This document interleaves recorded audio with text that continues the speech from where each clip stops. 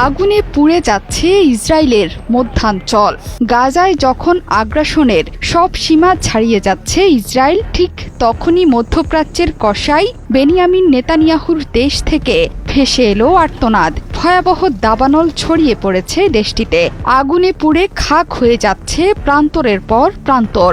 আগুনের তীব্রতা আর বাতাস এতটাই ভয়ঙ্কর হয়ে উঠেছে যে নিমিষেই বেশ কয়েকটি শহরে ছড়িয়ে পড়েছে দাবানল।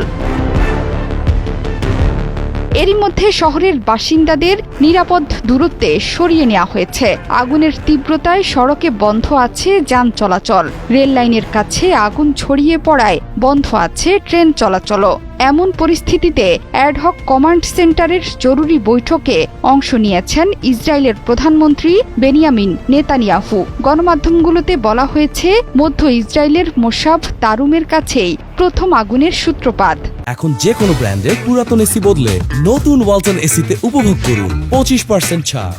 তাপমাত্রা বৃদ্ধি এবং বাতাসের তীব্রতায় বিভিন্ন জায়গায় ছড়িয়ে পড়েছে সেই আগুন। বেইত শেমেশ শহরের বেশ কয়েকটি স্থানেও দাবানল ছড়িয়ে পড়েছে।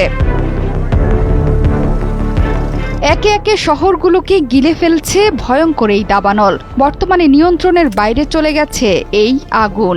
এস্তাওল, বেইত মেইর এবং মেসিলাত জিয়ন শহর থেকে বাসিন্দাদের সরিয়ে নেওয়া হয়েছে। ভয়াবহ আগুনের ফলে সড়কের গাড়ি চালকরা তাদের যানবাহনকে ফেলেই শহর ছাড়তে বাধ্য হয়।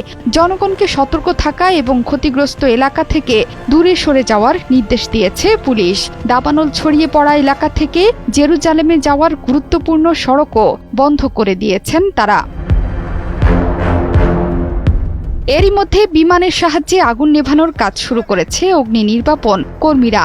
আগুন নেভাতে গিয়ে 7 জন দমকল কর্মী সহ কমপক্ষে 9 জন আহত হয়েছেন। ফায়ার অ্যান্ড রেস্কিউ অথরিটির মুখপাত্র জানান, আগুন নেভাতে গিয়ে 9 জন আহত হয়েছেন। তাদের মধ্যে 7 জন দমকল কর্মী এবং 2 জন বেসামরিক নাগরিক।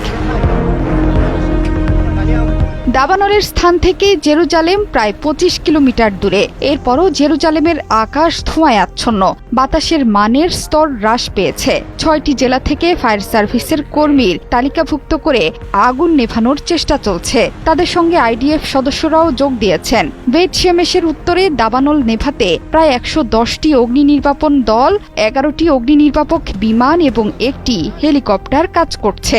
এছাড়াও ইসরায়েলি বিমান বাহিনী, উদ্ধার পরিষেবা এবং পুলিশ কাজ করেছে। দাবানলের ঝুঁকিপূর্ণ এলাকাগুলোতে পর্বতারোহীদের খোঁজে তল্লাশি চালাচ্ছেন কর্মকর্তারা। দীর্ঘ ও শুষ্ক গ্রীষ্মকালের কারণে ইসরায়েলে এর আগেও অনেকবার দাবানল ছড়িয়ে পড়ার ঘটনা ঘটেছে। একই ঘটনা ঘটেছে আমেরিকার নিউ জার্সিতেও। সেখানেও তীব্র দাবানলের সাথে লড়ছে মার্কিন জনগণ। যে কোনো সময় ক্যালিফোর্নিয়ার মতো রূপ ধারণ করতে পারে নিউ জার্সিও। জোহরা চৌধুরী, সেতু 71।